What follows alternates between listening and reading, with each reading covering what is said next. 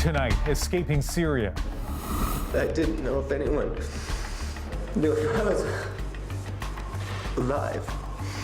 A BC man detained for 8 months is now free, while some still risk traveling in a war zone.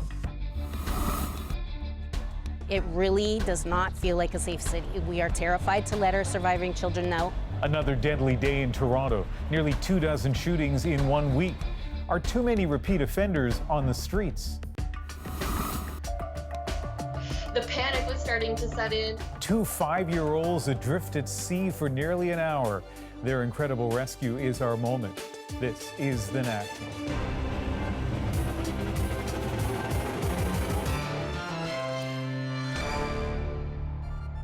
A BC man is savoring his freedom tonight after being detained in Syria since last year. Christian Baxter was a world traveler. A friend described him as curious, but also as foolish when he crossed into the war-torn country last November. He ignored warnings not to travel there, then he disappeared. The Canadian government said there was little they could do to help. Greg Rasmussen now on how a thirst for adventure turned to despair. Thank you for helping me get out. Christian Baxter was clearly stunned as he made a very brief statement in Beirut, flanked by Lebanon's security chief, Abbas Ibrahim, who helped obtain his release. I'd like to thank the Lebanese. You're welcome. For helping me get free. I thought I would be there forever. That was all Baxter could manage, revealing no details of his ordeal. Canada's Foreign Affairs Minister, Chrystia Freeland, had little to say about Baxter's detention last year or his release today. This is a consular case. It's a private matter, and it's not appropriate to offer details. Extremely adventurous. A longtime friend said he and others tried to dissuade the 44-year-old from making the trip last November. Don't worry, I have everything under control. I'm only there for a couple of weeks. But Baxter was detained, followed by months of silence from the Syrian regime. His worried mother, Andrea Leclerc, issued a video pleading for his release. He's a fun-loving, caring person. He's very lucky. This Canadian who fled from Syria as a refugee says there's no rule of law in his former country, and foreigners are immediately suspected of spying. Once you enter Syria from any border, you enter into a prison, a big prison. Whether you like it or not, whether reason or not, you enter the prison. Despite its long civil war, Syria's government has released videos promoting itself as a safe destination for tourists. Anyone who's thinking of traveling to a country that is in the midst of a civil war needs to have their head examined. The regime is brutal and unforgiving, says this international law expert. We're talking about a government that has committed mass atrocities. Listen, half of the population of Syria has been displaced. More than 500,000 people have been killed. One of the most dangerous places on the planet. No place for sightseeing. A lesson learned the hard way by one Canadian, now safe. Greg Rasmussen, CBC News, Vancouver. About 1,200 Canadians are detained abroad at any given time, according to government memos obtained by CBC News. That number has stayed fairly consistent in recent years. Global Affairs Canada says they're being held in more than 85 countries. In China, approximately 200 Canadians have been detained and continue to face legal proceedings. Many are out on bail or on probation. In the United States, nearly 900 Canadians are being held under similar circumstances. Now to the waves of gun violence spreading fear on both sides of the border. In the United States, the outrage over mass shootings has led to a debate over background checks. But let's start in Canada. This afternoon, shots rang out in Toronto's East End, and that caused sudden panic. 2 men were shot, 1 died at the scene, and this is all part of an alarming pattern. Last night, a man was shot twice at a basketball court. On Wednesday afternoon, another daylight attack with dozens of shots fired and 2 men injured. And during the long weekend that ended Monday, 17 people were hurt in 14 separate shootings. In all, Toronto has seen nearly 24 shootings in a week, the city on pace to set a new deadly record. The police chief is blaming this latest spike on street gangs, but says there's a much larger issue: violent offenders out on bail. Ali Chiasson explains. What does that do to you when you hear of yet another shooting, let alone one in your neighborhood again just last night. Right. It infuriates me. Like it triggers my own experience all the time. Evelyn Fox lost her son Kissinger to gun violence in 2016. Yesterday, another shooting. For some of us, it really does not feel like a safe city. We are terrified to let our surviving children know. She says families like hers are re-traumatized with every shooting. Like, I watched my son die from a bullet wound, and I'll never forget that. These shootings that have happened over the past 10 days, by and large, have street gang connotations to them or are street gang related. Toronto Police Chief Mark Saunders saying it's bad guys shooting bad guys. Some arrests have been made, guns seized, but not enough to make a dent. If the expectations are that we're going to arrest ourselves out of this, we simply are not. Today, the chief used a startling figure to portray the bail system as a revolving door. Right now, there are 326 people out on bail with gun charges against them. That is unbelievable. Toronto's gun and gang issue is not only complex, it's playing out on a larger scale than any other city in Canada. And yet, as Chief Saunders argues, bail laws are federal and one size fits all. If we had an opportunity of making some sort of amendment or some sort of understanding in the courts, because you can be sitting court in Toronto, but your bar, your benchmark is on what's going on in Canada. The federal minister responsible, Bill Blair, said today, quote, "With regards to bail, there is a reverse onus for a number of serious firearm offenses.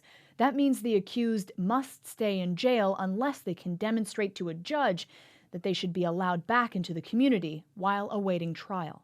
Our justice system is failing us. Our justice system does not care about the victims. They cater more to the perpetrators and do not care about the victims. That's horrible. She wants change, and fast, so no other mother has to lose a child like she did. Ali Chiasson, CBC News, Toronto. There are new details tonight about the deadly mass shooting in El Paso, Texas last weekend. An arrest warrant affidavit says the gunman stepped out of a vehicle with his hands up as police were searching for him and surrendered. He then allegedly told them he had been targeting Mexicans. That lines up with a racist manifesto police believe the shooter posted online. That attack and the one in Dayton, Ohio, have renewed calls for stronger gun laws in America. Peter Armstrong now with Donald Trump's shifting position on background checks. On background checks, we have tremendous support for really common sense, sensible, important background checks. That may sound like common sense, to check that someone buying a gun doesn't have a mental illness or a criminal record. We don't want people that are mentally ill, people that are sick. We don't want them having guns. Who does? Well, not that long ago, Donald Trump was arguing the exact opposite position. Early in his presidency, he repealed a bill that made it harder for people with mental illness to obtain guns. That move was then heralded by the National Rifle Association. Now, when looking at the president's fairly modest proposals on red flag laws and background checks, the NRA says it opposes any legislation that unfairly infringes upon the rights of law-abiding citizens, and said it would work in good faith towards what it called real solutions. I have a great relationship with the NRA. Trump says he spoke at length with Wayne LaPierre, head of the NRA. I think in the end, Wayne and the NRA will either be there or maybe we'll be a little bit more neutral, and that would be okay too. But to change the law, Trump needs Congress. Specifically, he needs Senate Majority Leader Mitch McConnell. No KKK, no fascist USA. Demonstrators lined the streets outside McConnell's house this weekend demanding he act. Speaking to a local radio station, McConnell said red flag laws and background checks will be front and center. The urgency of this is not lost on any of us because we've seen entirely too many of these outrageous acts by these mentally deranged people. To be clear, there is no evidence the El Paso shooter had a mental illness, and it's uncertain whether these proposals would have prevented either the El Paso or the Dayton shooter from getting a gun. Any perceived sense of urgency still won't mean quick action. McConnell made it clear he's not going to recall Congress, so proposed changes to America's gun laws won't be debated until the fall, and Trump just left the White House for an 11-day vacation. Peter Armstrong, CBC News, Washington. A Missouri man, meanwhile, was charged today with making a terrorist threat after he walked around a Walmart carrying a loaded rifle, wearing body armor, and filming himself. He was compliant with us, but his intent was not to cause peace or comfort to anybody that was in the business here. In fact, he's lucky he's alive still, to be honest. The 20-year-old told police he wanted to test whether Walmart would support his constitutional right to bear arms. No shots were fired, but shoppers ran in panic. He was arrested after an off-duty firefighter pulled out his weapon and held the suspect at gunpoint. Today, the White House hosted a meeting with tech and social media companies all about combating violent online extremism. But how can you even do that? We bring together some experts of our own in about 20 minutes. The president wasn't at the White House for that meeting. Instead, he was at a multi-million-dollar fundraiser hosted by an owner of a high-end fitness chain that prides itself on inclusion and acceptance. Kim Brunhuber explains why anger against Trump's attendance spread so quickly. No more silence! End gun violence! It may seem like an odd thing to shout outside a cycling studio, but such is the reach of politics these days, even a workout can get people worked up. SoulCycle has no soul! At up to $42 a class, SoulCycle emphasizes spirituality and inclusiveness. So it was a shock to many that one of its owners, Stephen Ross, who also has a stake in luxury gym Equinox, held a fundraiser in the Hamptons for Donald Trump. I love coming here, but I'm not happy that my money, which I give to Equinox, is then being used for a fundraiser for Trump. People have the right to donate wherever they want, and the business is a business. Cancel memberships today. As soon as the news broke, high-profile celebrities like model Chrissy Teigen and actor Billy Eichner called for a boycott of the chains. Equinox and SoulCycle released statements saying they don't support the fundraiser, but that hasn't stopped some people from canceling their memberships. And the controversy doesn't stop there. Ross also owns the Miami Dolphins and runs a non-profit focused on equality. Dolphins wide receiver Kenny Stills says the dissonance baffles him. It doesn't align, to be running a non-profit focused on equality and talking about sports and equality, and then to be holding a fundraiser for a man that we know isn't standing up for that same cause or championing that same cause. Trump, on his way to the fundraiser, dismissed criticism of his great friend. The controversy makes Steve Ross hotter. He'll figure that out in about a week, but he's very happy. He's got a very successful, a lot of people are going. These are just the latest in a long string of companies facing a backlash due to ties with Trump. Do these protests affect the bottom line? Research seems to be inconclusive, but it certainly helped the bottom line of Trump's campaign. It raised $12 million today. Kim Brunhuber, CBC News, Los Angeles. In Ottawa, the Trudeau government announced a big overhaul of Canada's drug system, a move it says that will lower prices and is a critical step towards a national pharmacare program. Ashley Burke has more on the plan, announced just weeks before the election campaign. This is an insulin pen. James Elliott lives with type 1 diabetes. He says balancing his medications is like a game of Tetris. In his case, it's an expensive game. It feels frustrating to pay thousands of dollars in order to stay alive. He spends about $5,000 a year out of pocket on his prescription drugs and medical supplies. $5,000 is a lot of money to anyone. So, I mean, that's the difference between a car, between down payment on a house. Canadians pay some of the highest prices for drugs in the developed world, 25% more than average. So, for the first time in 3 decades, Health Canada is updating the regulations, a move it says that will protect Canadians from excessive prices for new drugs. We simply want to make sure that all Canadians have access to affordable prescription medication. Canada currently compares drug costs to 7 other countries to determine how much pharmaceutical companies can charge. Starting next summer, the United States and Switzerland will be pulled from that benchmark list because their drug prices are so high. That could mean lower prices. If we look at our plan to move forward with the National Pharmacare Program, the first thing that we need to do is to reduce the price of prescription medication. So the announcement today is certainly a huge step to make sure that we can meet that goal. The goal of National Pharmacare is expected to be a key part of the Liberal platform. The NDP has already promised they'll introduce universal pharmacare if elected, so they question the Liberals' timing. The government actually had this regulation in the books on the table since 2017. They waited for 2 years, 1 month before the electoral campaign, to actually announce the implementation. So it's very obvious it is for electoral purposes that this announcement is made now. The government spent 3 years consulting and reviewing this plan. The health minister says they took all of that time to get it right. The new changes are set to come into effect July 1st, after the federal election. Ashley Burke, CBC News, Ottawa. Here's some of the other stories we're following tonight on The National, including controversial comments from Ontario Premier Doug Ford today about a mental health patient detained for killing his roommate. It's about time politicians stop hiding behind, podiums and being politically correct. Just imagine if it was your daughter that this animal chopped up. He's referring to the man who killed his roommate with a meat cleaver in 2014, but was found not criminally responsible because of his mental illness. He went missing from Toronto's Centre for Addiction and Mental Health last month. At the time, Ford called him a nutcase. It's believed that the man fled the country.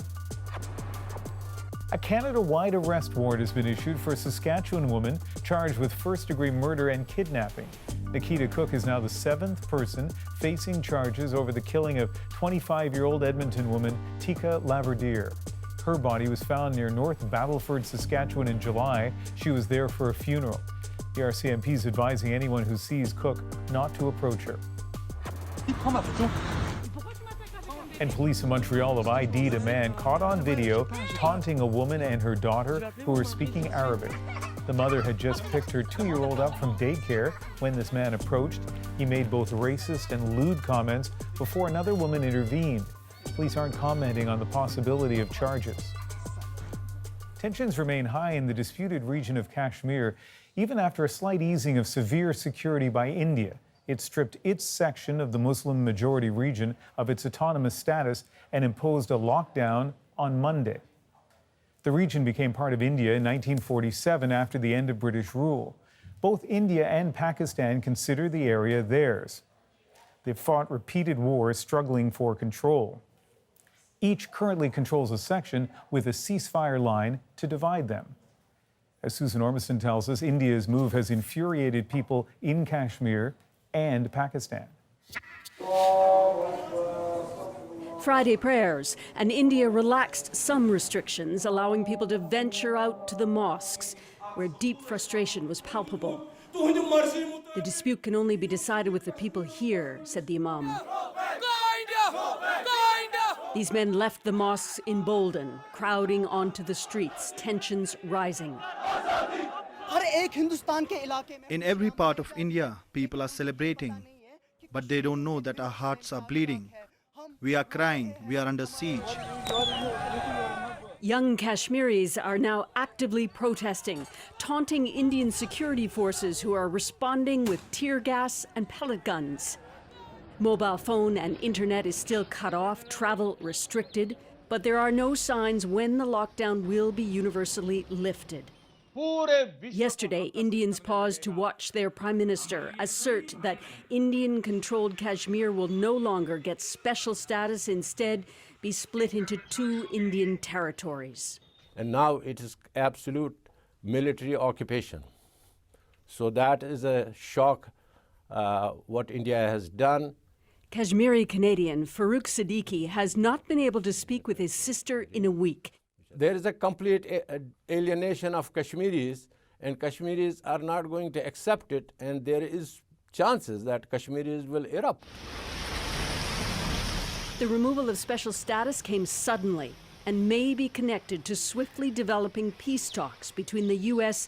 and the Taliban in neighboring Afghanistan.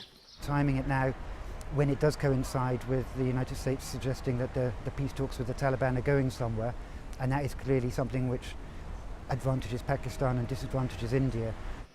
India maintains the events in Kashmir are an internal affair. We reject that it is an internal issue of India, or for that matter, Pakistan.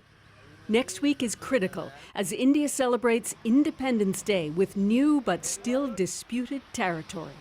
Susan Ormiston, CBC News, London. Still ahead on The National, fighting online extremism. Just days after the deadly mass shootings, we go in depth and ask, how do you crack down online hate before it turns violent? and celebrating Indigenous languages with a little help from Google Earth. Hul'qumi'num is a very beautiful language, and for us to keep it alive through Google Earth, it's so overwhelming.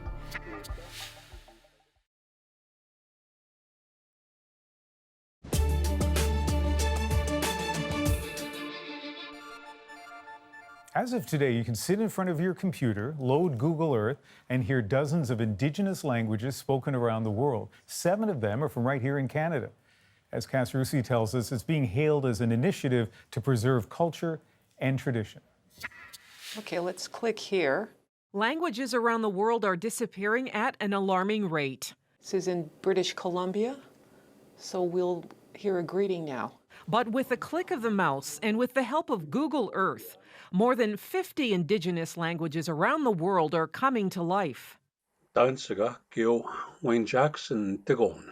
With recorded audio clips of greetings, chants, and even a few traditional songs. One of the basic greetings that we use here in Hul'qumi'num is asking, how are you? I'll. Mandy Jones is among one of the 7 Indigenous persons from Canada featured in the Google Earth project. My hope is that people see it and want to learn more about the language in our territory. They'll hear the word Hul'qumi'num and they'll say, that must be from Nanaimo. I got to find out more about this. Google Earth has the same objective, to raise awareness of languages and help preserve them too. Through the years, Jones worked hard to preserve her traditional language and today teaches the language to both Indigenous and non-Indigenous people on Vancouver Island. If we lose our language, we lose our culture. If we lose our culture, we lose our language. If you think of the residential school situation, people were punished for speaking their languages. They went back home. They were afraid to speak the languages. She says the fact that the Google Earth project coincides with the UN International Year of Indigenous Languages is a cause for celebration. What it does is value the language, and it shows that it's something that's important to people. It shows the relationship of language with land, because they're talking about where they come from. Talking and celebrating a language that for many was taken from them so long ago. Cass Russi, CBC News, Toronto. Still ahead on The National, fighting online hate. How do you spot it and how do you prevent it? We go in depth and answer those questions with our panel. And later, sometimes it's all about perspective, the steps one cathedral is taking to attract new visitors. It's certainly not a gimmick. It really is a very serious, it's fun, but it is about serious, really serious matters.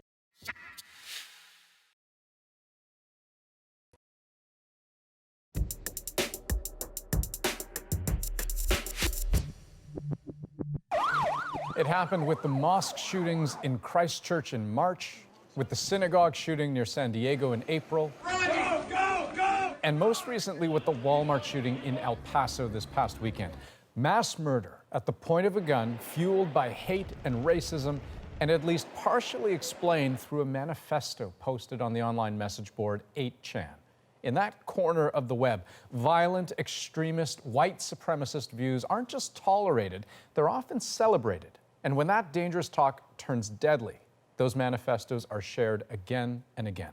The site, now so notorious, the man who founded it, but who since walked away from it, wishes he could turn back the clock. 8chan has been just a total negative in the world. And, you know, I was very naive and ignorant when I made it. If I could go back and not create 8chan at all, I probably would. It is far from being the only online gathering place for hate, though. And so, today, senior White House officials held a meeting with some internet and tech companies. They refused to say which ones exactly, just that they're discussing how to curb violent online extremism. Donald Trump was not there, but he did say this earlier this week. The internet has provided a dangerous avenue to radicalize disturbed minds and perform demented acts. We must shine light on the dark recesses of the internet and stop mass murders before they start. So That's the stated goal, but maybe easier said than done. I want to spend the next 10 minutes trying to figure out how exactly one goes about finding every bad apple when you can't even always tell the bad from the good, never mind where to look for them.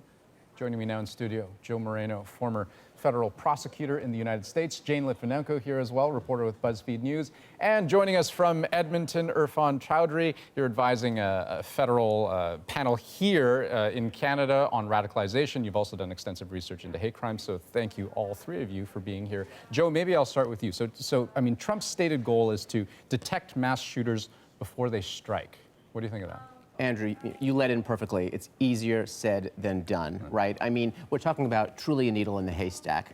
If you look at first the technological difficulty in real time trying to identify hate speech, whether it's in person, whether it's electronic, whether it's in Google searches, whether it's on Twitter or Facebook or any other of the lesser known platforms, it's extremely difficult. We're getting closer in terms of artificial intelligence. We're getting closer from a technological perspective, but we're nowhere near there. But isn't this something that the U.S. government has quite a lot of experience doing, especially when I think of foreign threats, right? So when it comes to tracking an ISIS member or an ISIS sympathizer or Al-Qaeda, they seem to be able to do that quite well. What's the difference between doing that and tracking, say, a white supremacist who is likely to become violent? I think here's the big difference. So after the September 11th attacks, that's clearly where the focus of the U.S. military, the U.S. intelligence community, and the U.S. law enforcement community were shifted, right? It was to look for Al-Qaeda, then later ISIS, and other designated group sympathizers, people that wanted to join those groups to help fight the infidels, those who wanted to give money to those groups, those who kind of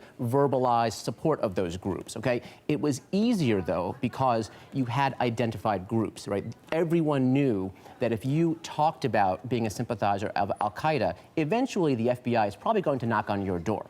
The difference with the white nationalist problem is that there are very few centralized groups. It's a very decentralized problem. It's not like the Ku Klux Klan back in the 60s and 70s, where there was a very successfully infiltrated group. Very different this time around. Irfan, when it comes to policing these online communities, what are you even looking for? Because, you know, when I think of the stereotypical signs, perhaps, you know, maybe I think of someone who's angry, someone who has strong ideological views. Maybe they even post photos of guns that they own. But even then, it's still a lot of people. I think the biggest challenge, and you'll hear tech companies say this quite a bit, is, you know, you need still to have, it doesn't matter, there's no real threshold or element that can kind of put a commonality around these individuals or actors, but there has to be some kind of trigger, right? And I think that's the key piece, is you never know when someone is going to be, you know, impacted by some kind of comment or tweet or something, and then is going to impact them to an offline act of violence. And so, you know, the example, even with the Quebec mosque shooter, it was, you know, a tweet from the Prime Minister that was the ultimate, you know, straw on the camel's back, so to speak, that led him to his act of violence. But previous postings alluding to what you had just even mentioned didn't really raise any alarm bells because there wasn't any contextual you know, awareness there for it to be raised as a concern. And I think the other layer too, you're hearing more and more stories of people even raising some concerns to law enforcement, and either it's not taken as seriously as the individual reporting hopes it would be, or because the information to be sifted through is so voluminous, it does become a very, very strong challenge from like a resource perspective. Right, and Jane, even the kind of language that's being used has changed, right? It's not always so overt as people talking about shooting and killing and death. The language has changed to talking about invasions, talking about globalists taking over. I mean, and you think of the fact that the U.S. president himself has used those types of words.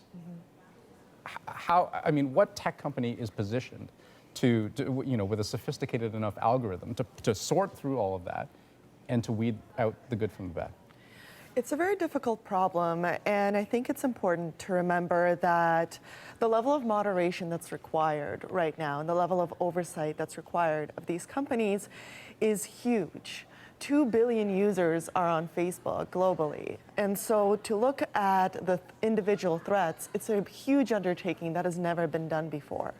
But I think that when we look at these issues on platforms, especially from the point of view of how it can become a sort of a self-perpetuating issue, we need to look at this systemically. So white nationalism and hate speech is not necessarily an isolated problem. It is a problem that also feeds into disinformation, and disinformation is a problem that feeds into the way our data is collected, the way our data is treated. So if we look at white nationalism as an issue on social media platforms, we can't look only at that. You know, when we look at the outcome of today's forum, I mean, the U.S. Deputy Press Secretary seems to be putting the onus on these social media and tech companies to find a way to police itself. Joe, are authorities better positioned to do the policing in this case? I mean, can you expect tech companies to be able to do the job all on their own? Well, there's definitely a gap here, right? Because let's say even the tech companies do get to the point where technologically they can weed out the good from the bad. And we're getting close, like I said. But then again, the question is, well, what do you do about that? Do you want the FBI harvesting large amounts of data and sifting through it itself? Do you want the tech companies to be obligated to notify the government if a certain threshold is reached where they feel like there's really a problem with this individual? Or something in between. So I think that's really going to be the big question is there. Not only do the tech companies have limited resources in sort of developing the technology and running these algorithms, well, the FBI has really limited resources too. Sure. And right now, the way they're resourced, there's no way they could possibly knock on the door of every single young man, and it's usually young men, who kind of promote hate speech on the internet. It's impossible. Okay, so I want to play a clip, if I could. So this is of the founder of 8chan, who we've heard from a few minutes ago, but this time about why he's been so critical of the current administrators of that online message board. Have a listen. I just don't want this to happen again, and I want them to take either common sense measures to stop this from happening, or they can just be shut down, and people who will take those measures can take their place. Okay, so that raises a really important question. Irfan, maybe I'll throw this one to you. This idea of shutting down the site. So we're talking about deplatforming here, right? Does that work? Can you just ban someone from a site or dismantle the site altogether and somehow tackle the problem? I think there's symbolic, let's say, power and value in terms of trying to deplatform something, as we're seeing with even the comment there around 8chan. But I think the challenge becomes is, you'll just probably have another variation come forward where people will gravitate to. And it's really interesting because even when you see how 8chan was initially even created was because of, protests and concerns that, 4chan, the previous variation or connection point, I guess you could say, was moderating content during the time of the Gamergate dispute. And so it's really interesting that 8chan was created and spurred out of that same kind of ontology around, freedom of expression, freedom of speech. So if it's going to be deplatformed in that context, I think there's symbolic value in terms of showcasing where you can try to flex that muscle, so to speak. Right. But I think it's going to show up somewhere else regardless. And Jane, what are your thoughts on this issue? Because it's a big one, right? And when you think about playing this game of whack-a-mole, I mean, one of the other consequences is that you just make the mole angrier, right? I mean, if you think of Milo Yiannopoulos, right? You think of Diamond and Silk. You think of Alex Jones, people who have been deplatformed in various ways. What happened? I mean, they became martyrs, their followers became angrier, and what did we really accomplish in the end? Well, I do think that we accomplished a lot, and I think that when we talk about deplatforming, what we're really talking about is an access to an audience. So what the large mainstream platform are providing, the Instagrams, the Twitters, the Facebooks of the world, is access to an unlimited public audience that can find you through a search bar very easily. And while I do understand that from a law enforcement point of view, it can be more difficult to penetrate these hidden communities. At the same time, I think that is something that law enforcement has practiced in other areas, looking at other terror organizations that we've already mentioned. And Joe, great point that Jane raised. I mean, you certainly want to reduce the ability of these individuals to reach a wide audience. But at the same time, there is some degree of value of keeping them talking because it allows law enforcement to kind of find them before an event happens. If you stifle them to a point, and I'm not talking about the Milos, I'm talking about the individual lone wolves, right? The ones that start perhaps communicating some violent tendencies, some incitement to violence, some white nationalist type hate speech.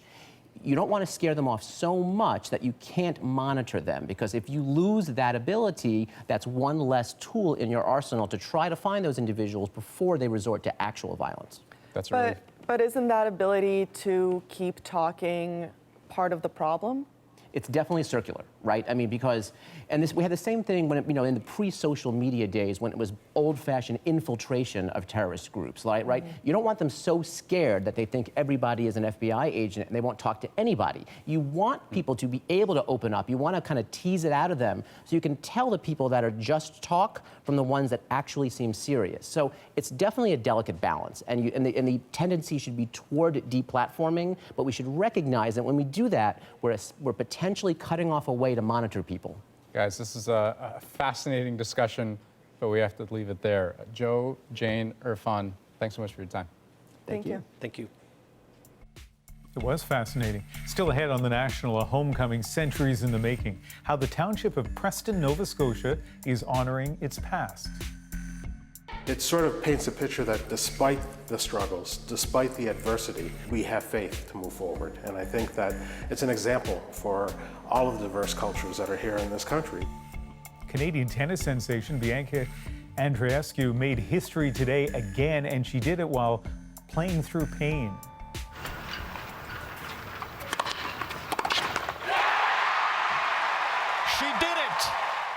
She made it to the semifinals of the Rogers Cup, the first Canadian woman to do so since 50 years ago.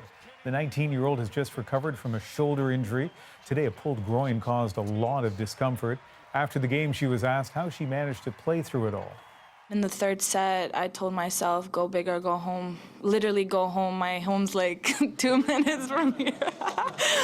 So I just went out there and I never gave up because it's never over till it's over.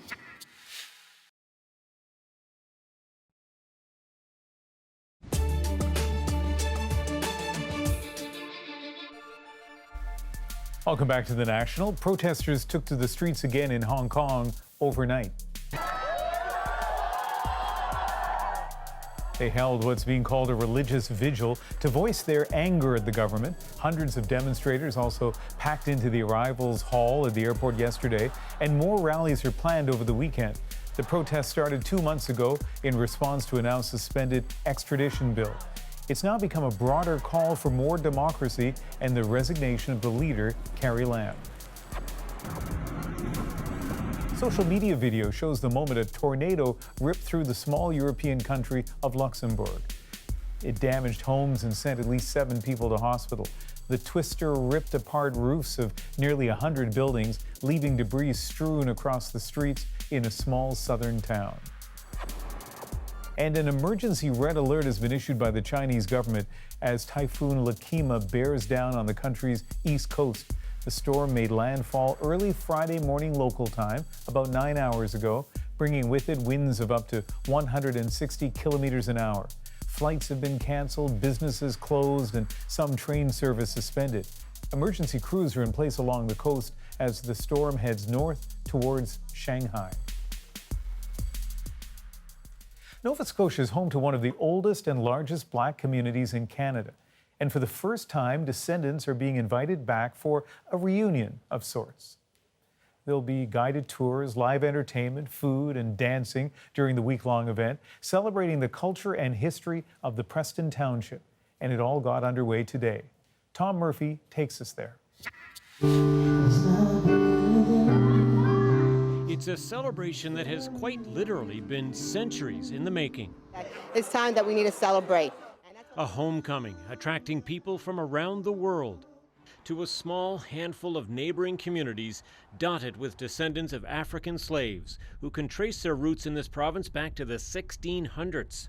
I like to say history starts as far back as West Africa, for those of us in North Preston. Many of their ancestors escaped slavery and came to what was scrubland, barren and rocky. Who could survive? They did, building a community that's now 5,000 strong.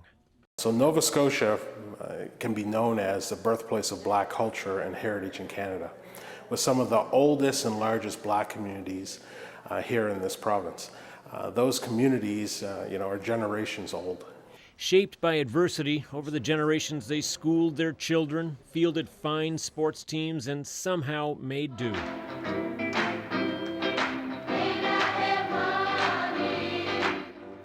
And through it all, the beat of the Baptist Church, the heart of their communities. It sort of paints a picture that despite the struggles, despite the adversity, we have faith to move forward. And I think that it's an example for all of the diverse cultures that are here in this country that we still can look at today and say that, you know, it's a remarkable feat to be able to take a bad situation and make it a positive situation. A community that has had to endure poverty and prejudice, on this day celebrating its successes, not its shortcomings. Showing off the culture, history, and achievements, reminding people about all that makes it unique. The fact that we have survived all those many years, and the fact that we thought that we were very poor, but we were rich in many aspects. It's been said you can never go back home again once you leave, but for so many here, home has never left them. Tom Murphy, CBC News, Cherrybrook, Nova Scotia. Up next on The National, how two 5-year-old girls survived being adrift at sea. I was, swimming as fast and as hard as I could, and I wasn't getting anywhere near them. Their rescue is next in our moment. But first.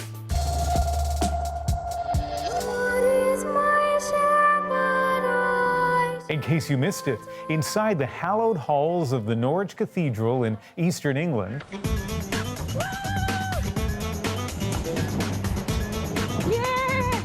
a helter-skelter.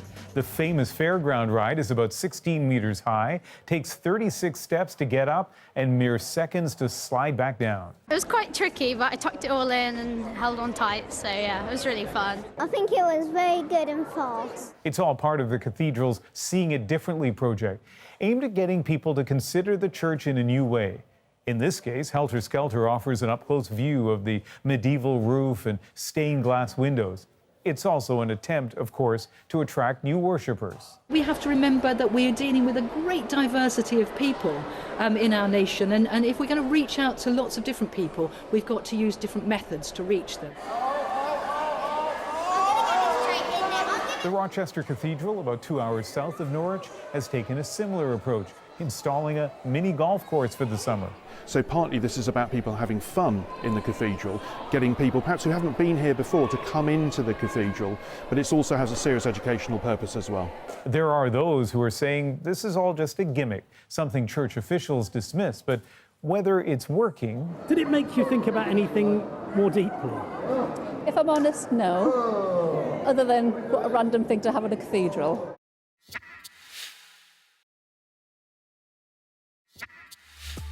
What was supposed to be a fun day at the beach turned terrifying for a family in Nova Scotia this week when these two 5-year-old girls started drifting out to sea on those float toys. But don't worry, this is a story with a happy ending.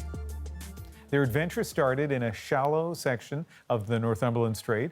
One of their sisters noticed, though, they were floating away and alerted their mother. She jumped in the water, but it was soon clear they would need more help. The moment they got it, the rescue, the reunion, well, that is our moment tonight. I just thought this is going to be the moment I remember for the rest of my life as the worst moment of my life. And I was, swimming as fast and as hard as I could, and I wasn't getting anywhere near them. At that point, I hollered to the girls, I'm going to call for help. Stay on your floaties. Don't let go. Don't let go of each other. Luckily, one of the people that my daughter found had a phone on them and quickly called 911. They were so far I couldn't see them. Like when the rescue boat finally came, I mean, we could see a dot. It felt like forever. The guy with the radio said, "Are both girls there on the floaties?" And there was no response. And then I just thought I was going to be sick. And then they said, "We have both girls. They're on board with us. They're both safe." And I'm crying and hugging her and telling her how proud I am and how brave she was. And the first thing she said was, "Mommy, we went way out in the sea." We touched on this story last night in the National, but I'm so happy we revisited it.